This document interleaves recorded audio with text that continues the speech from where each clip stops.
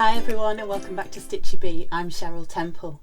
Okay, this week I'm reviewing the Maritime shorts from Grainline Studios. Now, only I would choose to make shorts when it's actually snowing outside. So I'm sat here freezing cold just for you, so I hope you appreciate this. Anyway, because it's quite difficult to get shorts in shot, I filmed me showing you, doing a little jig so you can have a little chuckle. Here it is.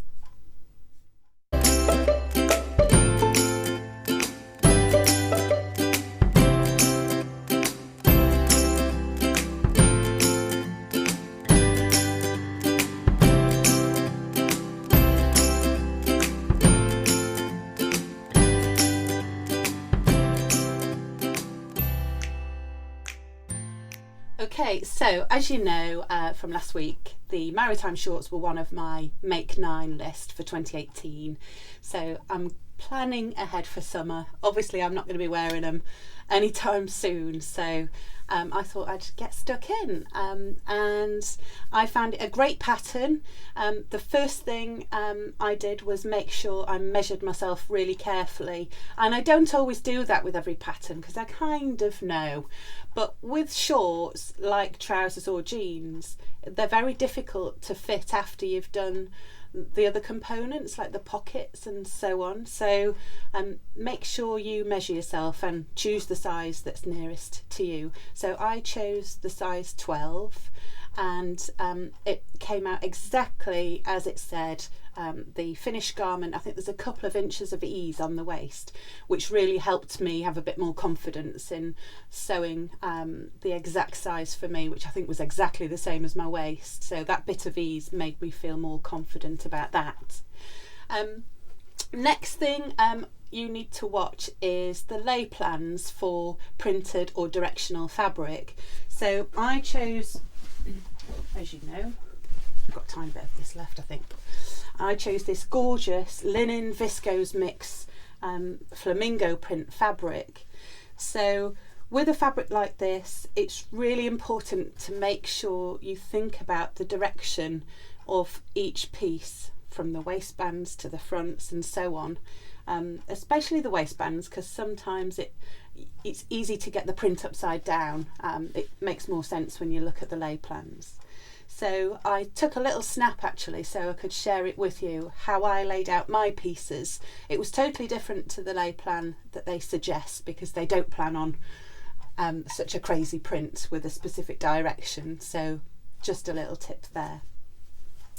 Okay, fabric wise, I used just over 1 metre of fabric, which was great. I think that's a 145 wide fabric.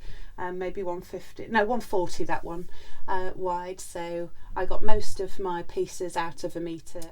Now instructions wise, the instructions were great, but I also took advantage of a tutorial that Grainline had uploaded onto their website. It's a few years old actually. I didn't realise this pattern's been around for so long, so super handy, really useful. So I had both open. Sometimes, you know, when you kind of think, is that bit quite right? It's nice to have another resource open at the same time. So I used the instructions and the tutorial to make sure I didn't get it wrong, and it was really helpful. So I'll put a link to that below. If you're going to make these, you'll need that. It's really helpful. Okay, now with the length, as I kind of suspected last week, I thought the length would be a little bit short, as most shorts are on me. So I thought I'd make them as they were to begin with, but what I did was I realised quite soon that the actual length without hemming would have been perfect, so I added a cuff to the bottom. So all I did was I took one of the pattern pieces for the front and measured that here, and measure the back piece because I think that's slightly wider as well. Add those numbers together and then create a cuff. So you sew out one big strip of fabric, sew the ends, fold it in half and then sew it round. There's loads of tutorials online about cuffs and you've probably come across them in other makes. So that's really worth doing. But ideally, you can extend the length of the shorts without worrying about needing to make a cuff. I just did that because I had to do it. I'd already cut them out. So my advice is, with lengthening these, you don't need to cut up here. You literally just add more inches to the bottom. So it's nice and easy to make longer. So next time I make them, I'll add a good couple of inches, maybe slightly more, to make a deeper hem. And they will be perfect for me. But I love them. I've not actually finished the closure. I wasn't quite sure whether to pop a button on, but I really like the smooth finish here. So it's just got a pin in for now. And I didn't really want to go hacking a buttonhole into that section because I think it looks quite nice without anything popping out and disturbing it. So I've ordered some of those bar tack skirt and trouser closures. In fact, I've ordered about a pack of 28 different hook and eye and closures because I know I'll use them. So I'll pop a link to where I got those from below. They're from eBay, really good value. I've not tried them yet, but that's what I've ordered for these. So that will finish this off nicely. But I've got quite a few months before the weather's warming up enough to wear them, so that'll be fine.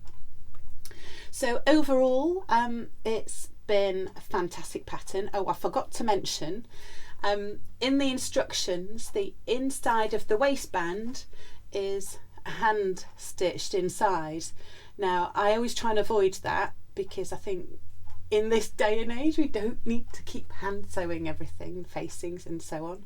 So what I did was I folded the edge under as you're supposed to, ironed it, I pinned it, and then made sure that it's sitting exactly behind the seam line of the top of the waistband, and then I stitched in the ditch, which is a technique where you actually stitch into the seam line of the sewing of the waistband, which hopefully would hide your stitches, and mine came out really well.